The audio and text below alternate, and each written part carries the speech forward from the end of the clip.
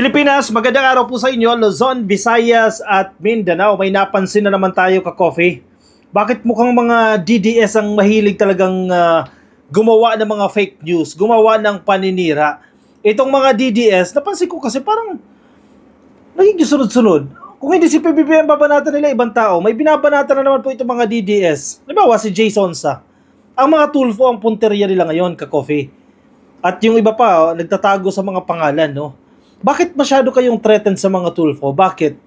Halimbawa si Raffy Tulfo, number 1 sa survey sa pagka-presidente sa 2028. Ang pangarap nito mga DDS si Sara Duterte yan Gusto nila si Sara Duterte maging presidente sa 2028. Inauungusan si Sara sa survey ni Senator Raffy Tulfo. Kaya ngayon, binabakbakan na nila ka-coffee ang Tulfo brothers. Hindi lang si Senator Raffy Tulfo, maging si Erwin Tulfo, binibira na rin nila ka-coffee. Ayaw nilang tantanan. Halimbawa, itong Facebook page na Optic Politics. Teka, lakihan ko yung logo ka-coffee.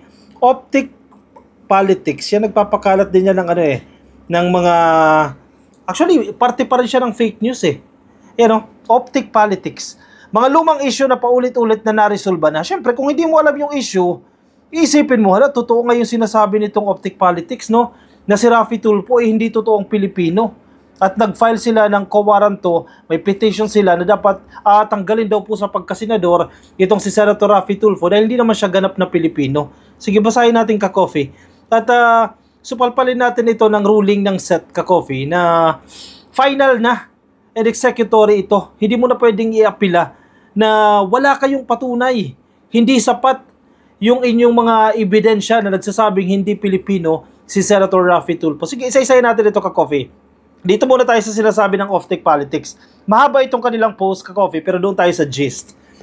A questionable allegiance, yan ang number 1 na pinupunto nila, is Tulfo truly a Filipino? Hanggang ngayon, hindi para sila makamove on dyan.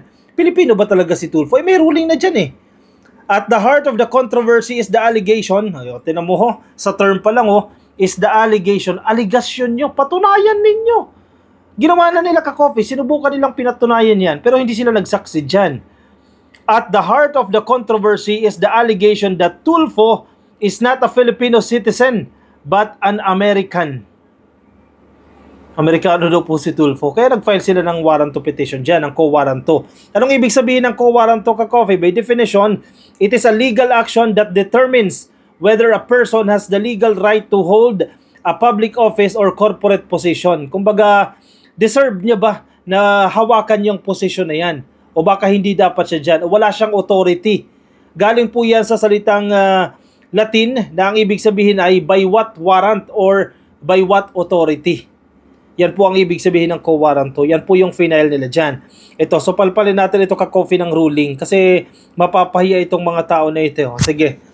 Senate Electoral Tribunal, may desisyon na dyan patungkol sa sinasabi nila na si Tulfo hindi Pilipino at dapat matanggal siya sa pagkasenador. Ayan, sige, balikan ninyo. Actually, dapat makita rin nila ito Medyo malabo-labo lang yan ka-coffee, pero basahin natin yung number nito.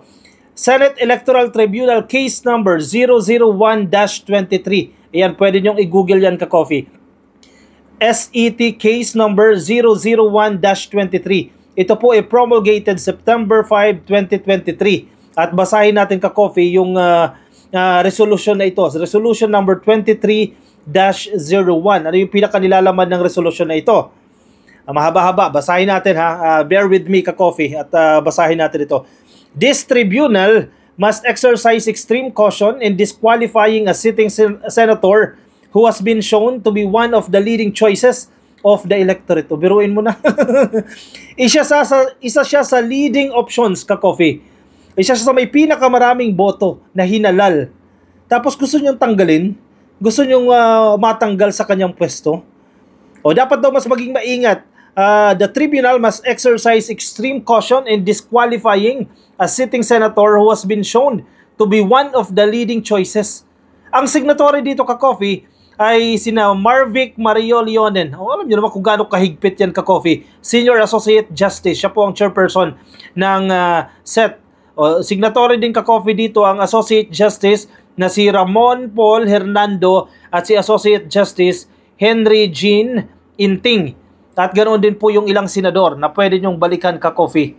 O sige, basahin natin bahagi ng resolution na ito. Dito na tayo sa bandang dulo, no? Sige, buuhin ko na nga para makuha natin yung context. A frivolous petition for quo warranto which if granted will not only unseat respondents, tinutukoy po dito si Tulfo, but will deprive him of even the most basic rights and benefits accorded to Filipino citizens must be rejected. The tribunal will not allow its mandate to be used as a tool for partisan ends. Medyo sapul kayo dyan, ka-coffee eh. Kasi namumuliti ka kayo eh. Diba? Yung mga petition ninyo, make sure maganda yung intention ninyo dyan. Make sure na meron kayong mga ebidensya. Hindi yun namumuliti ka lang kayo eh. Kaya kayo napapahiya eh.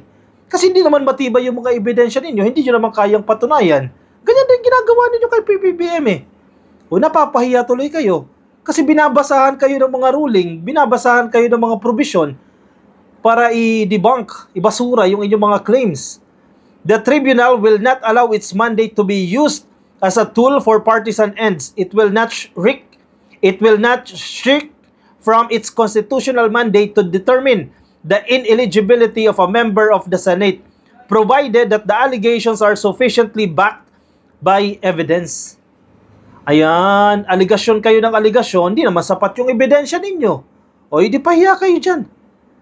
Considering the gravity of the charges and their possible consequences, a petition for quo warranto must comply with the concomitant, ang lalim nito concomitant exacting procedural and substantive requirements. Pag may aligasyon ka, dapat may ebidensya ka, as simple as that. Kasi napakabilis namang magbintang eh. Diba ikaw, galit ka sa isang tao, sige magbintang ka. Pero hindi natatapos doon sa pagbibintang. Alam naman, yung mga korte o yung mga hukom, anumang forma ng hukom yan, magdidesisyon na lang sila nang walang pinagbabatayang ebidensya. O itong mga petisyon ninyo, walang mga ebidensya, kaya nababasura. The heavy burden of proof to establish the ineligibility of respondent must likewise be successfully discharged. O, dapat patunayan nyo daw. Mabigat yung aligasyon nyo, dapat may ebidensya kayo. Ang problema, hindi nyo nagawa eh. Napatunayan eh.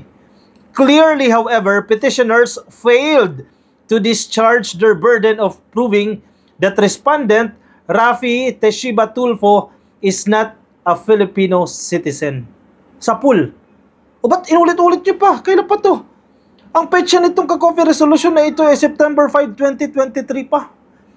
Mahigit isang taon na ka-coffee na nakalilipas at recycled issue kayo dyan, binabalik nyo na naman. O isa pa, basahin natin.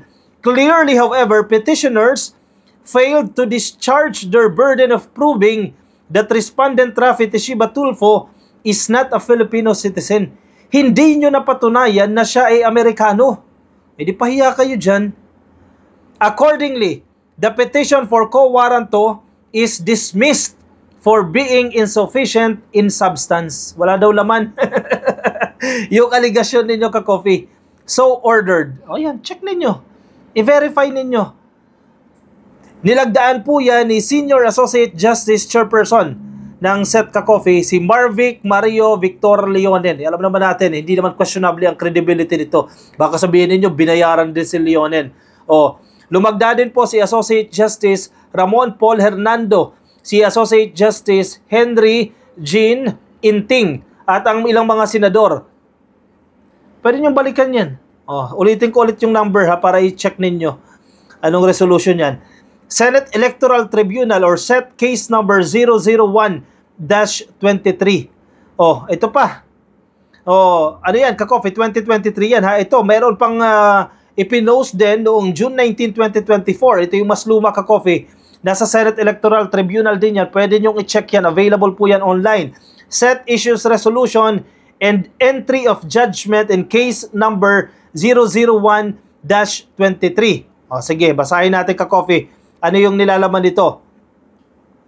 In a unanimous resolution promulgated on September 5, 2023, yung binasa natin kanina, the tribunal summarily dismissed the petition for quo warranto na isinampa po ni Julie Lico Pearson at ng iba pa laban kay Senator Rafi Tulfo for being insufficient in substance, walang laman. The tribunal held that petitioners failed to discharge their burden of proving that respondent senator is not a Filipino citizen. Duplication lang ito, ka-coffee. Kumbaga, reiteration lang ito ng sinabi natin kanina. The dispositive portion of the resolution read, accordingly, the petition for quo warranto is dismissed for being insufficient in substance. The motion for inhibition is noted without action in view of the voluntary inhibition of respondent that renders the motion moot. So ordered. On 8 February 2024, the resolution became final and executory. Uy, final and executory na raw. Ano yun? Hindi nyo pa rin matanggap. Apila nyo pa rin. Saan nyo iapila yan? Sa Amerika nyo iapila? Sa Mars ninyo iapila? Sa Pluto ninyo iapila yan? Oh, balikan ninyo. Yan o, nasa baba o. On 8 February 2024, the resolution became final and executory and an entry of judgment was thereby issued.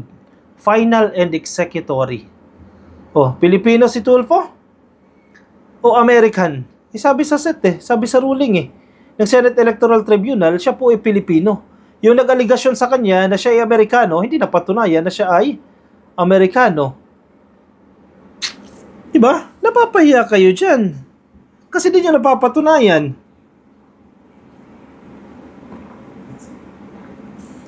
Malamang yan sa 2028, gagawin na naman nila yan. Mag-file na naman ng disqualification case yan. Sa COMELEC at kung ano-ano na namang ifa-file nila yan. Siyempre, yung mga taong mga followers nila, malilin lang nila, oh nga, hindi siya ganyan. Dapat hindi siya manalo. Bakit threatened kayo? Diba? Hindi nga rin siya tatakbo sa pagka-presidente Bakit masyado kayong kabado? Dahil mababawasan ng boto si Sara Duterte kapag tumakbo si Tulfo, huwag kayong mag-alala. Hindi naman daw siya tatakbo Diba? Huwag nyo nagsiraan. Bakit nyo sisiraan? Dahil maganda ang performance. Dahil maganda sa survey. Nangunguna sa 2028 presidential survey. Kaya sinisiraan ninyo. Hindi raw tatakbo, huwag kayong mag-alala, mga DDS. Tiyakin ninyo na makakukuha ng sapat na boto itong si Sara Duterte dahil si Tulfo hindi naman daw tatakbo. Bakit threatened kayo? Bakit naglalabasan itong mga trolls? Bakit naglalabasan itong mga fake news ninyo? Mga lumang issue na mga resolved na. Nasolusyonan na, ka-coffee. Diba? Yung binasa natin sa SAT, pwede nyong balikan yan. Kasi mabilis makabudol Pakita ninyo yung ebidensya ninyo. Masyado naman kayong kabado niya kung di mananalo si Sara Duterte. Galingan kasi ni Sara. Sagutin niya yung mga tanong sa kanya. Sagutin niya yung mga aligasyon sa kanya para tumaas siya sa survey. Para hindi sila threatened sa potentially kung sino mang makakalaban nila sa 2028. Ay, naku kayo nahuhuli kayo Off-tick politics. Jason ano yung ginagawa ninyo dyan? Nahuhuli kayo dyan napapaghalataan kayo dyan.